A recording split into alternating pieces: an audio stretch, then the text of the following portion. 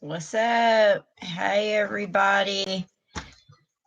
All right, so here we go. I will be so glad when I can figure out how to make these videos using other camera sources. You will so have to pardon me. One of the perks of being in a time capsule is I so fondly refer to prison. I also refer to it as Hotel California. You can check out anytime you like, but you can never leave. So anyway, you'll hear me make different references. But anyway, so I've been doing this show. I started on Facebook almost right after I got out of prison and started on Facebook, and now I'm upgrading to YouTube, trying to reach more people and touch more lives and hopefully help. That would be some of my rescues. Anyway, and just in reflecting on successes and failures, I guess, in my efforts to reach people. Hey, y'all, stop. Look, one thing about it, you are going to see the real deal with me. There's no editing and all that cute stuff, so y'all might see some things. Sorry. Anyway, yeah, and so I realize that people may not want to sit through everything that I have to say to get to the subjects or the topics that they want me to cover. So what I'm going to start doing from now on is I'm going to pick a particular topic, and then that's what I'm going to title my video. So if maybe kids aren't something that you're dealing with in getting out, then you don't want to hear about my struggles and battles with reconnecting with my children. But let's say you want to go back to college, which is what my subject is today. So let's talk. And these videos are not for children at all whatsoever. If you let your kids watch, and I'm not saying that they couldn't learn something. Child, my hair is just like, ooh. Anyway, I do smoke cigarettes. I do drink coffee, and I'm going to keep it real. I'm going to be me. So you might see some sipping of the K cup, meaning Keurig, the Keurig, or you might see me smoking a cigarette. So, which I'm getting ready to strike up on now. Let me tell you what's going on, Boo Boo. First of all, even though I have a broken past, that doesn't mean that every single aspect of my life was engulfed in horrific things. Why my kittens have decided now that they want to get gangster and crunk is beyond me. Devil is alive. Anyway, and the one thing I've also found when I was in prison, there's so much gifts. There's so many talents just rotting away, and it hurts my heart. And that's one of the reasons why I've gone back to school. But don't let the whole aspect of someone having been incarcerated fool you into thinking that they don't have very admirable, very worthwhile, very community giving and enriching resources within them. So anyway, yeah, I just a little educational history about me. Though through the course of my videos, it may not seem like it, but I have an above average IQ. And was in some talented and gifting programs when I was in grade school. The abuse took over, the abusive environment that I was in, and that became an all-consuming thing. My survival, mentally, emotionally, and physically, became the main focus of my survival, and school kind of fell into the background. At one point, I did. Y'all, you're gonna have to pardon me because I'm really just gonna have to handle this here. I am. Excuse me. Do not. Do not. This is not the time to be acting up. Now, mommy is trying to do a video. You stop. I want you guys to behave. Sorry about that. That would be my fur babies that I'm correcting. And that's a whole nother video. Anyway, since we're on the subject, I actually owned a nonprofit rescue sanctuary at one time, and that's, like I said, that's a whole different topic. Anyway, so I digress. At 19 years old, they're just really testing my gangster, aren't they? They're so precious. Excuse me. Excuse me. Can we stop now? Can we stop now? Can we? You guys had no interest in doing that stuff until mommy started doing her video. I'm so sorry, y'all. I'm so flipping sorry. Anyway, let's try this again. I started pumping out babies, got pregnant at 14. I had birthed him turned 15, birthed him. A whole lot of my time in battling with what was going on with me mentally behind being in an abusive environment and having a really broken, dysfunctional family is somewhere in my mind. I got the bright idea that the way for me to heal from that and get past that was to create my own family where I'd be unconditionally loved and accepted and felt wanted and needed and welcomed and yada yada and so on and so forth. And so began the process of me popping out babies one after the other, one abusive relationship after another, one abusive marriage after another, and just creating a wake of one broken family situation after another, all on the quest of trying to create a family that I longed to have myself as a child. Anyway, at 19 years old, 2 babies in, married to a drug addict who was just wilding out, and I knew I had to do something. And of course, I had some very good members of my family that were encouraging me strongly to do something as well. So anyway, I entered college. What was I thinking?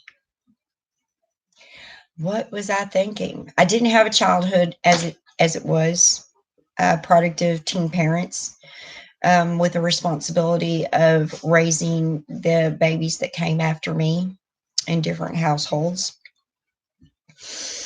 because they didn't stay together anyway.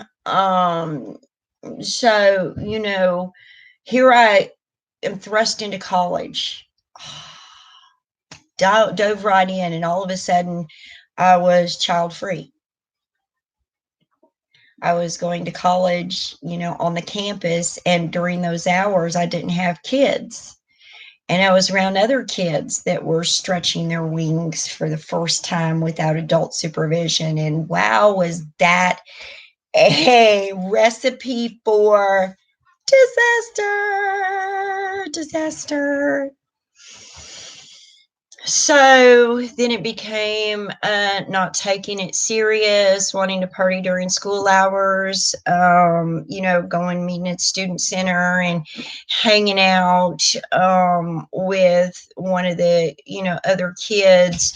Now, mind you, my grandmother was a very accomplished woman, and she'd actually taught at the college. And so when I got there, I was kind of a little on the privileged end. She was no longer teaching there, but I was known as Genevieve's granddaughter. So they made a whole lot of concessions for me and my inappropriate behavior. And that didn't help. What were they thinking?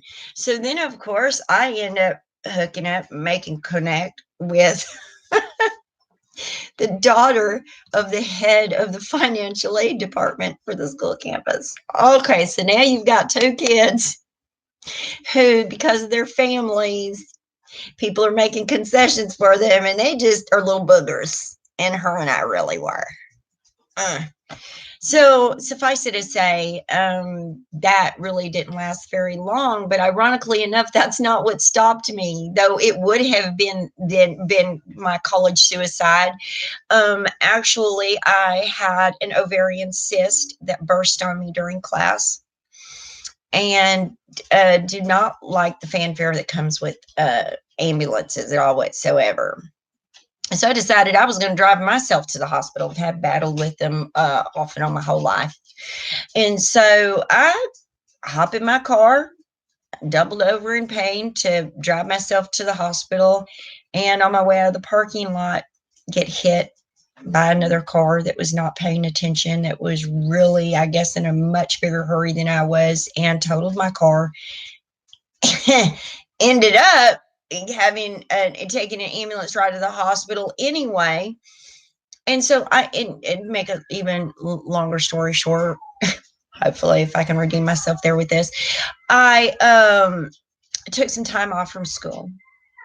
And then when I tried to return to school, financial aid wanted to tell me that before I could, and when I say time off, I'm talking about 1 or 2 terms, due to injuries from the car accident.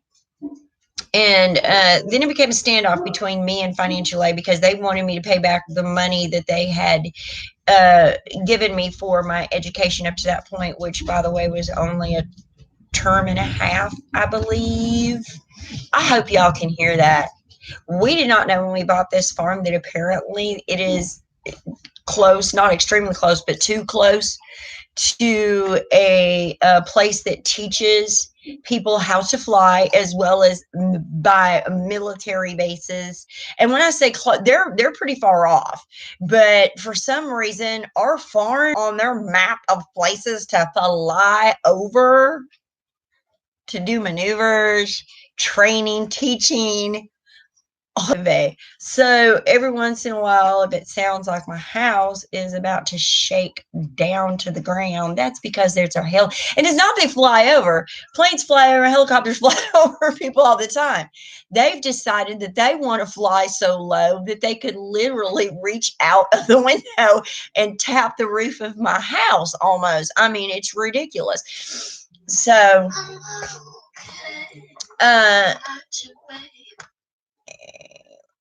I don't have the time for that. I'm not going to answer. You're more important. So anyway, that's my phone. I love it. So I'm like, that was an agreement. I'm not supposed to pay y'all until a year after I graduate, start making payments, and become childish and this and that and the other. And next thing you know, I'm consumed in other things in life. And fast forward to here. I said I'd have to say this. I'm 48 years old. I am completely out of my mind. I have to be. Why didn't people stop me? Why didn't somebody stop me? Because somewhere along the way, it's really interesting to me how when life is good and then some traumatizing things happen, there's like a portion of my mind that just got frozen in that state of where everything was good. Here's an example. Like I told you, above average IQ, talented and gifted, programs at school, taking some high school level classes when I was in grade school, by all appearances through my memory, I'm a super genius. Oh, I'm not. I'm not. I legit think my brain atrophied on me because I wasn't feeding it and doing right by it. Definitely pounding down substances to try and cope with life and pain, and did not help matters at all whatsoever. But hey, my mind, I'm still that intelligent being that I was when I was a little girl before life just got too hard. So anyway, and let me tell you something. This is when I really start smoking. When I get real and I really just don't want to cry, I'm trying really hard not to cry, that you're really going to see me light up cigarettes. Just got to kind of reel it in and get it all together, because this stuff is hard for me to share. Why just God picked me and decided to call me out and tell me that he wanted me to share my personal business there, but I don't know. Here we go. So anyway, yeah. Don't cry, don't cry, don't cry. Here I am, 48 years old. Breathe. I don't know that I'm not going to be able to not cry, y'all. 48 years old, trying to catch up with life. I'm trying to catch up with life, y'all. Legit, I'm trying to catch up with freaking life. Okay? I spent almost a decade. Hey, y'all, come on. I spent almost a decade locked away in prison. So the world kept moving, but inside prison, it doesn't. So all these technological advances, and yes, I do get tongue-tied. All these technological advances and changes in the world, and I've only been out for a little over 3 years, and I got a whole lot that I'm still trying to catch up on. It's a lot harder than just watching a few videos and I guess binging on internet to try and catch up, YouTube instructionals. There's a lot more involved with catching up. A lot more involved. There's a lot of trial and error that takes place in this learning process.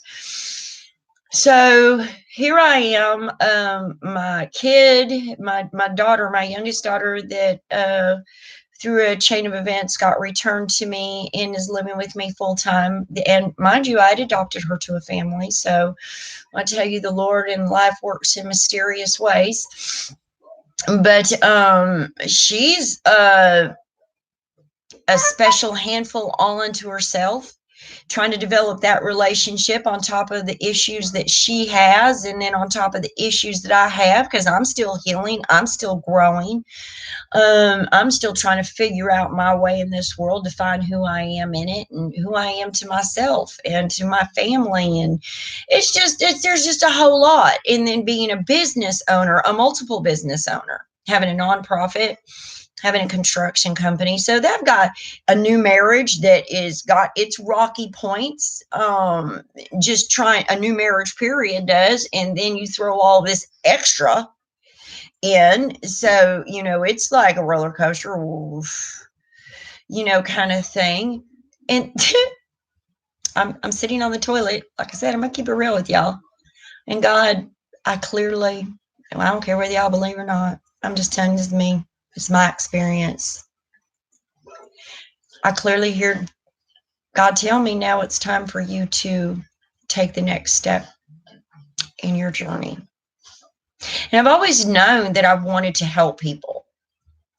From the time I was a teen parent, I had visions of opening up homes, for teen parents, and just always as a child being helpful. And so it's no small wonder. Yes, y'all can see my house. It's no small wonder that I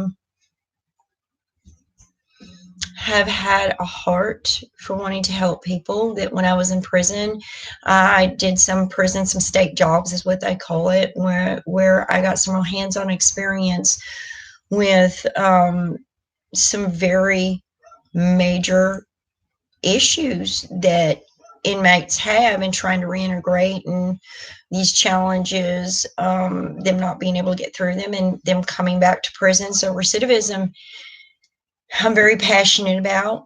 Um, People trying to recover from broken past, people battling with addiction, trying to recover from a life of previous addiction.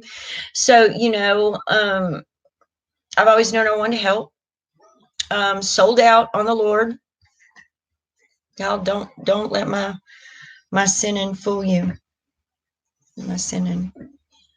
I cuss. I smoke cigarettes, and a number of other things, that are not Christ-like. But that doesn't mean that I don't love my Lord. That doesn't mean that I don't try every day to follow him better and to be a better representation of him. So anyway, all that being said, I know that I want to be a Christian counselor. I know that I want to be a social worker, and my target is trying to help former people with broken pasts, especially former inmates, reintegrate back into society.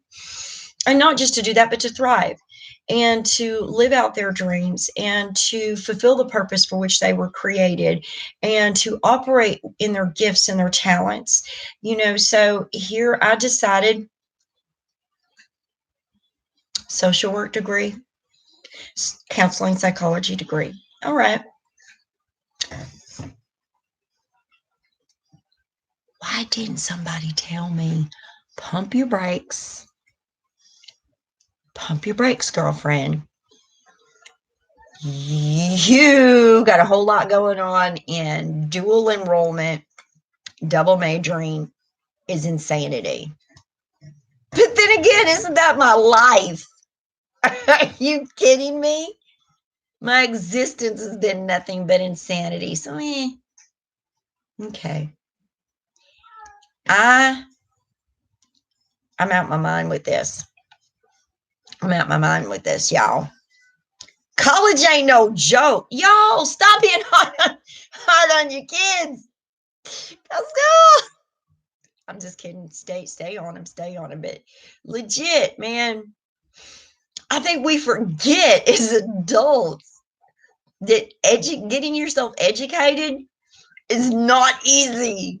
All that studying and those tests and trying to absorb information and then applying it, and it's hard. It's really hard. And then here, let's throw a little more into it. Let's throw being an ex-felon.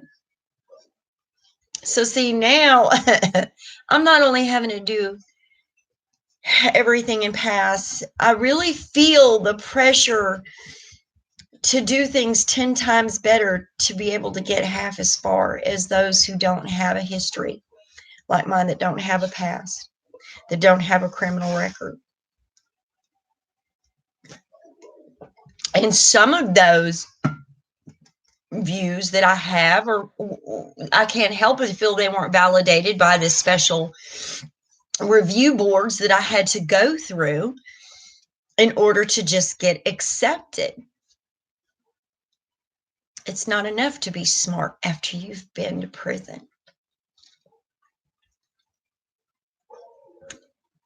Yeah, in fact, I have found that in some respects, not all, but in probably far too many, your level of intelligence, your capabilities, and your gifts fall into the background.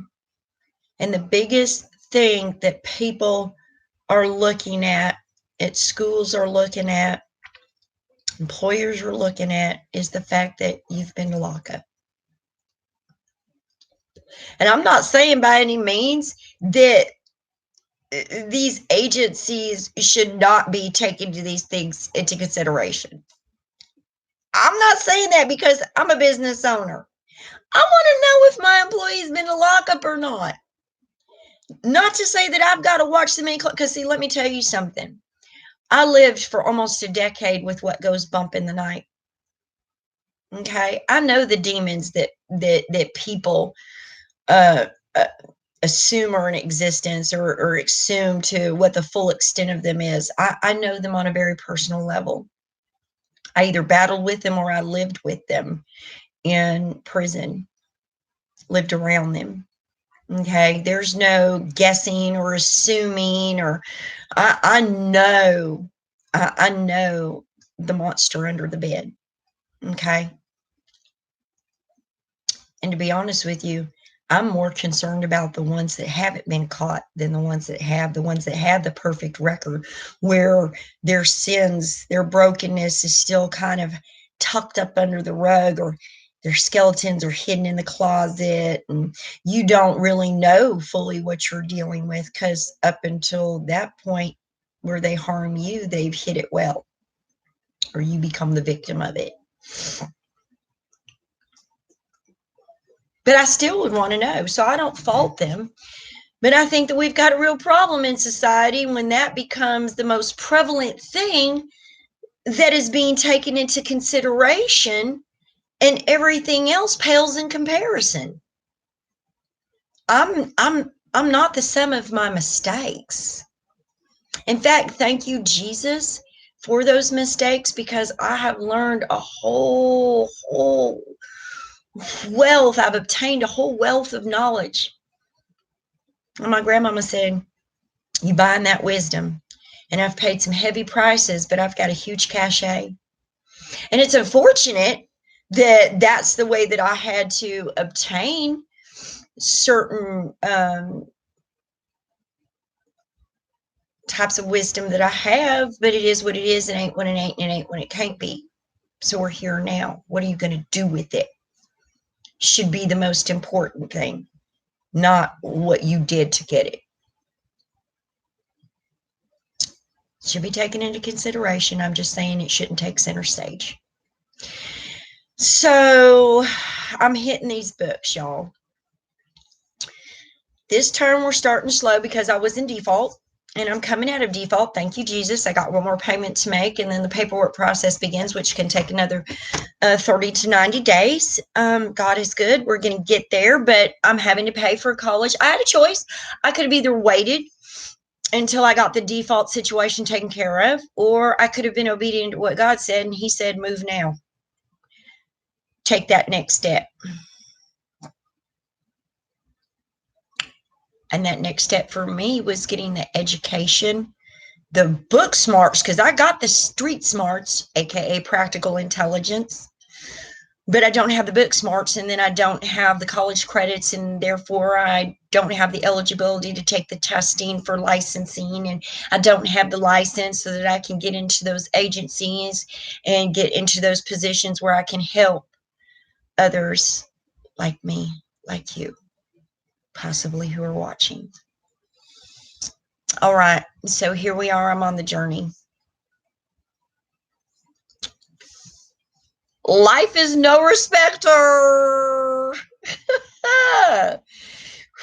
Family's no respecter. It is just obscene to me how friends will be like high-fiving you and patting you on the back and be like, yeah, go for it, and I'm so proud of you, and then be the very ones that can cause so many interruptions in your life that it makes it even more difficult to accomplish what they're so proud of you for trying to accomplish. I sat down and I had those talks with my husband, with my daughter, with my animals. Look, this is how it's going to go. I mean, I went into like a whole, like at least 60-day preparation with getting my life in order and getting things structured and trying to get my family and my animals on routine, in preparation for when I started school and those hours when leave mommy alone. This is why I got to focus on this, that, and the other, right? And everybody's just from the pants and the drills and the wagging the tails of agreeance to the yes ma'am and yes honey and everybody seeming like they were going to act right to now here we are. What happened?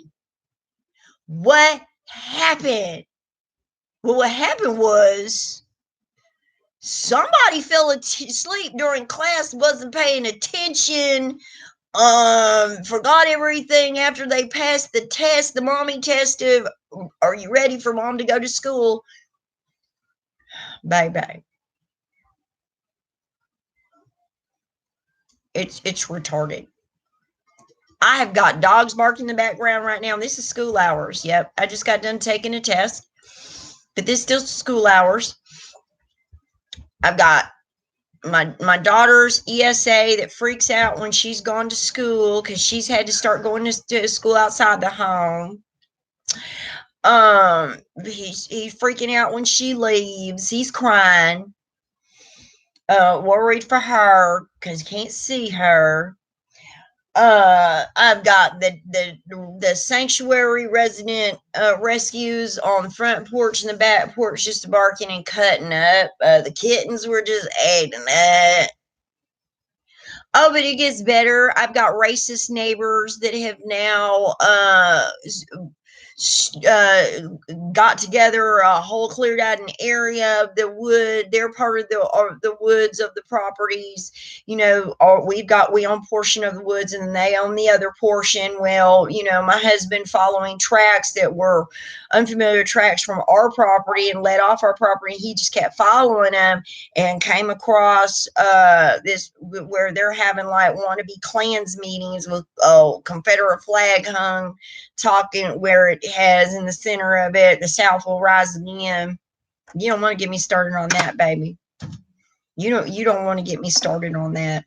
I'm just going to leave that alone. But I'm just saying, just had dealing with that, and you know, these neighbors that trying to run our property and all this kind of stuff and tell us what we can and can't do, and you know, and all this stuff, and we pay the cost to be the boss on this land. It's our land.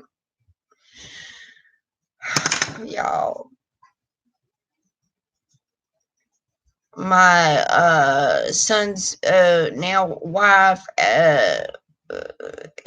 has decided that she hates me and I'm not deserving to, you know, have an affiliation or relationship with my son that's overseas now. And it's just, you know, it's one thing after another. And I'm going to do a whole video on, you know, children, our children and their families, my children and their families.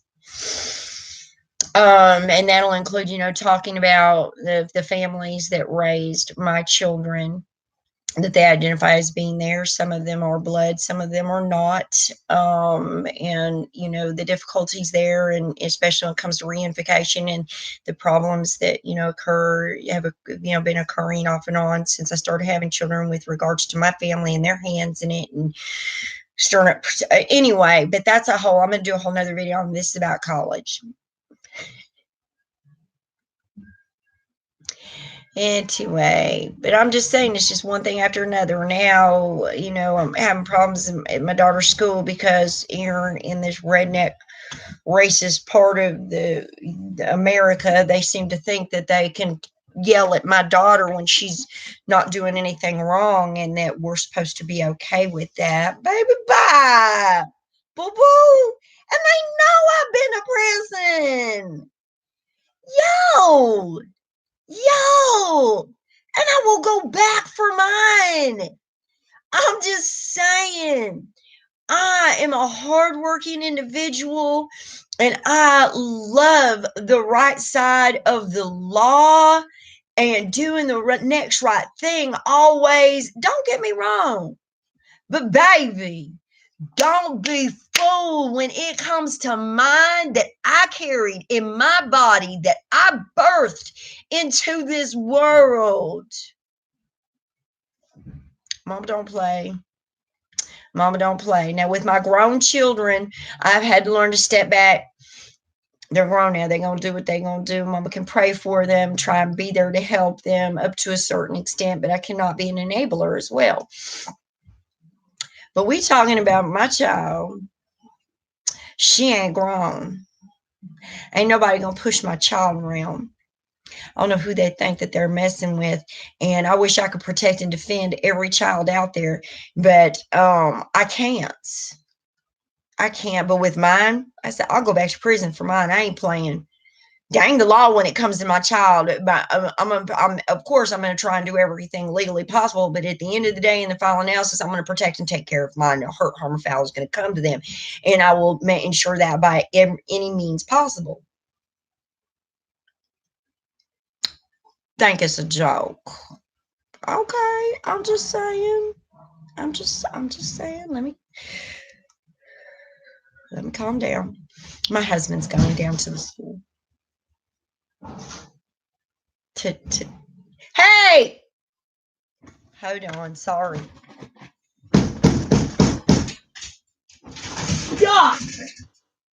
Y'all act right. There's something else.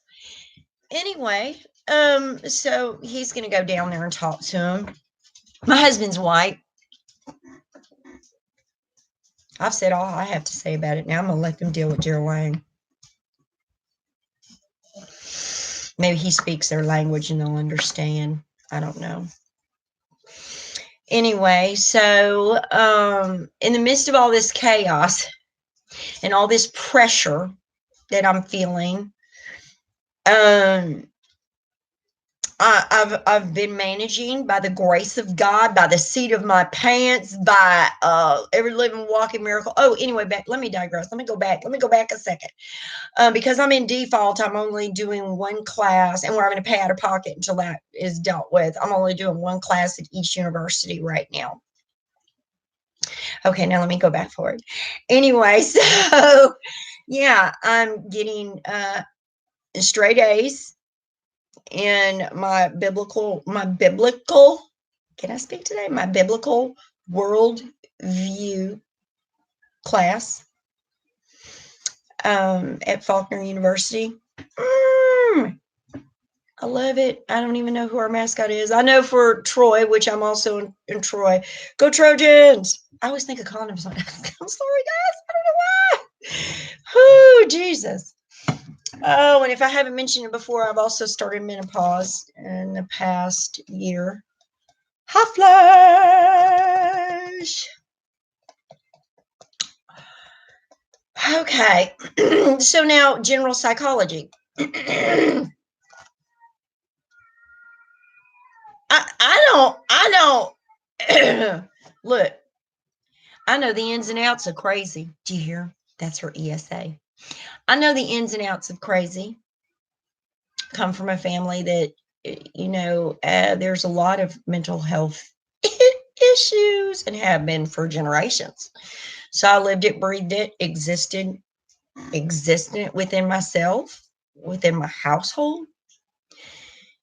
I've always been one of those types of people to research. So, I pretty much figured I was a smart cookie and had my finger on the pulse of psychology. Wow, was I wrong? Was I wrong? See, while I was in prison, I knew, like I said, in one of my previous videos, I got determined that when I got locked up, like major locked up, this was like some serious stuff, that if there was a further place for me to fall to, I was never going to know it, because I was officially declaring it my rock bottom, and got determined that through that situation, I was not going to come out the same or worse, that I was going to come out better. And I decided that at some point I was going to go, sorry about that, that I was going to go to college. And I really thought I was going to go to seminary.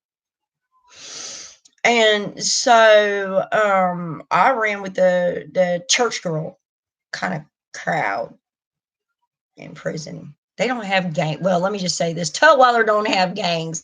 Tutwiler has cliques.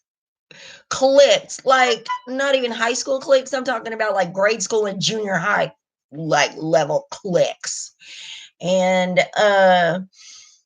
really about one of the very few decent ones to get involved in is the church clique. And that's I was, one of the church goes. Anyway, I'm not saying that I didn't have my slip ups, but I was still church.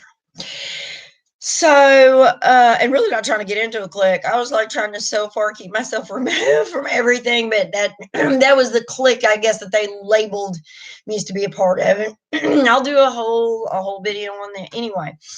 So I had books sent in, theology books in preparation for seminary, so I wouldn't be sitting there looking stupid in class. Girl can dream. Never really envisioned myself being in counseling psychology. Honestly, when I was in prison, I thought that I was headed for ministry. And anyway, so I did that on my own, taught myself how to sign while in prison, and got so good at that they actually utilized my skills to work as an interpreter for a few of the hearing impaired that came in. So anyway, all that said, and then I also attended trade school. I was there. I'm a certified industrial welder.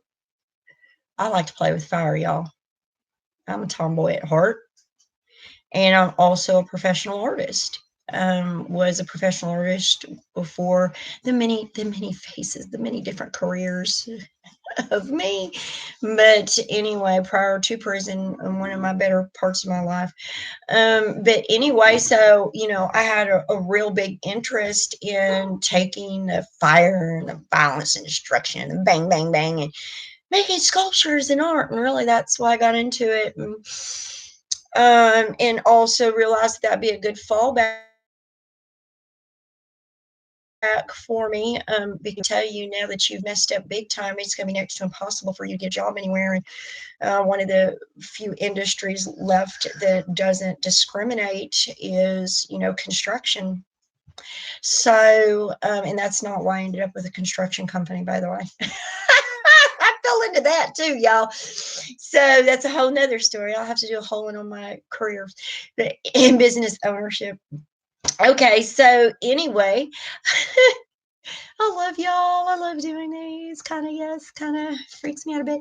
But anyway, so yeah, so I was staying steady learning. God, why didn't I discover that I wanted to be in counseling psychology while I was in prison and to get some books in to study? Because, oh, y'all, this stuff is hard. Oh my God, this stuff is hard. I am legit. This is my psychology book, OpenStax General Psychology. So my teacher has us pumping out like 2 chapters per week. Each one of those chapters contains probably anywhere from 30 to 50 medical definitions, terms, explanations, and I've got to somehow absorb all of that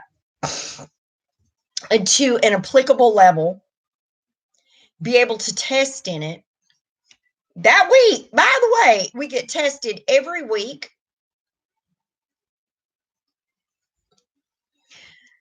So when I was in cosmetology school, because when I went to college, I majored in cosmetology, and then we also had to have a minor that would complement the major. So I minored in business. Did all that because my grandmother owned hair salons, and I was supposed to be the one that was going to inherit and follow in her footsteps, and blah, blah, blah, yada, yada, yada. Anyway, just by my partying, I did do some studying, y'all. Medical terminology. I'm real good when it comes to medical stuff.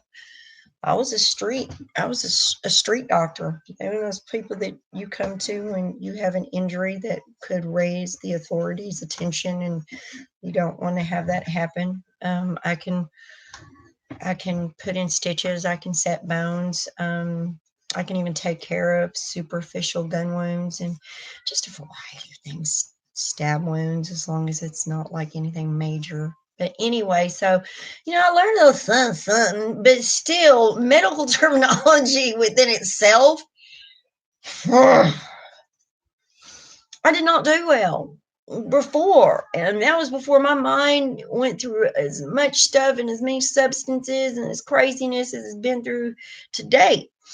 Though I'm working on year number 13 sobriety, I can definitely see the effects of my hard life on my body and on my mind. And yeah, so y'all, and when I went into this, I'm kind of like the overachiever type now. So I went from a person that didn't keep promises. I'm an extremist. If you don't know, you're gonna know. Keep watching. But anyway, so my biological mother used to always raise me, and whatever you do, make sure you do it to the best of your ability, even if you're going to be a garbage man, be the best garbage man you can. Legit, that's what she used to say to me. But so when I was screwing up, I really did that. Not probably I could have screwed up worse, but we're just going to say, for sake of argument, I did the dang thing. So, when I decided that I was going to be a person that kept their word, I was going to be a person that followed through. I wasn't going to be a quitter anymore. I wasn't going to give up. I wasn't going to always look for the easy way out. I wasn't going to run and hide from people, places, or things. When I really just got that in my car and got determined, out comes the overachiever. So I decided that I was going to be top of my class. I was going to get 4.0. I was going to make the president's list, which, by the way, I did make the president's list at JF Ingram for my welding education. But anyway, yeah. So here we are, and I'm clocking it with the biblical stuff. Bam, bam, I'm feeling yes. And then we're over here in psychology, and I get an A. I'm like, okay, maybe this ain't so bad. And then I get a 45 out of 60 on an assignment, and I'm like, I don't even understand what that is, but that doesn't feel good at all. I don't like that. And that's nowhere as close to 60 as I'd like it. So now I'm on freak out mode. And then I'm also a person that I overanalyze things. And then I get to the point where I analyze things to the point where I freeze up and I can't think and I can't move and I get overwhelmed. And the technical word for it is analyst paralysis. On top of the fact that I've got ADHD. Oh, that's a whole nother thing. Yeah, girlfriend has ADHD and never having, my grandmother's opted not to put me on medication, to do things would just teach me how to live and learn to operate within my glitches. I don't like the word disabilities. Glitches is what we call them. That's the safe word. And diet was another thing. And so I've lived in an ADHD existence my whole life, and I've learned how to operate within it, with what I have going on. School is a horse of a different color. So, I just become to the point where I guess I've become so adjusted that my ADHD is my norm, that I wasn't seeing any negative effects from it for my day-to-day function. All right, so here we go. We're in school, and now it's horrid. I'm really feeling the effects of it. So I get a C, y'all, in a quiz, and I flipped out. When I tell you, hysterical, flipped out. And I realized that I had some challenges between freezing up and becoming overwhelmed during testing. So I reached out to my professor, and then overanalyzing his questions on assignments to the point where I didn't even understand what exactly he wanted. There were so many different directions I could go with the question, and I wasn't sure, was he asking it because he's looking for this information, or he's asking it because he wants that particular portion of the information. So it just became crazy, and I reached out, and very amazing, amazing man. He advises me to connect with the student disability services to see about getting additional time in and stuff like that. And now I am labeled handicap, and I'm in my feelings about that, and it's not good. And it just seems like there's just one label after another.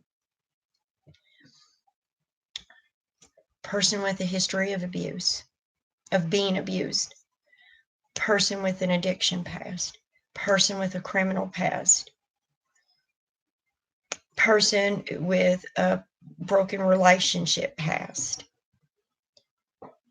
person with physical or mental limitations. It's just one after the other, after the other, after the other. And there are times, y'all, where I just feel like I'm drowning in labels and definitions and categories. And now I feel like here we go. Now here's another one that I've got to prove people wrong on. Here's another one where I've got to do 10 times better just to prove that I can do this.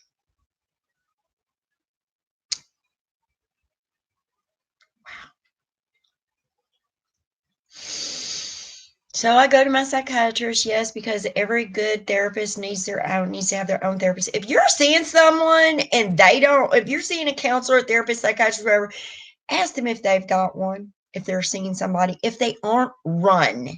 Run. Any therapist, psychologist, counselor worth their salt is seeing someone to help them process their life on top of all of the garbage that we dump on them in sessions. Real talk. So I go and see my psychiatrist, and I'm talking to him, and I'm going through my deals with my mood swing medication, and started having adverse effects, and so now we're trying to reinvent the wheel and figure out what'll work. Every once in a while we have to go and do that. So right now it's just kind of helter-skelter for me emotionally, and then you kick in with the menopause, and oh my god, y'all. So he's like, and then I'm like, look, I can't do that. I have to get good grades. I have to not only pass, I have to be the best of the best. My ADHD is getting in the way, me overanalyzing stuff to the point where I just am overwhelmed and I freeze up, and and can't think and can't move forward in an action. I'm like, I need help. And so I love him. He's a very calming guy. So what you want to work on first? Mood swings or the ADHD? And I said, well, ADHD, that's a no-brainer. So he writes me a prescription. Now, mind you, I also battle with anorexia nervosa. I have since about the age of 11 and a half. That was one of the beautiful little babies that I got to be blessed with as a result of growing up being abused, being in abusive environments. Sometimes we have a tendency to turn on ourselves. So the traditional ADHD medication, the stimulants, were absolutely a no-go. Absolutely a no-go. We don't need anything that's going to interfere with my appetite. So Strattera, I think, is what he's the only one out there. Me, I'm researching anything before I put it in my body.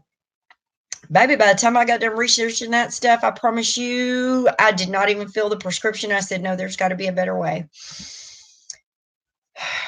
I told my son, who's a Marine and overseas right now in the Middle East, please pray for him. I told him about the sea and all that, and he's probably been my best therapy, my best answer to this. He said, suck it up. It's just a sea, and move forward. My husband's getting ready to call, and that's what I did.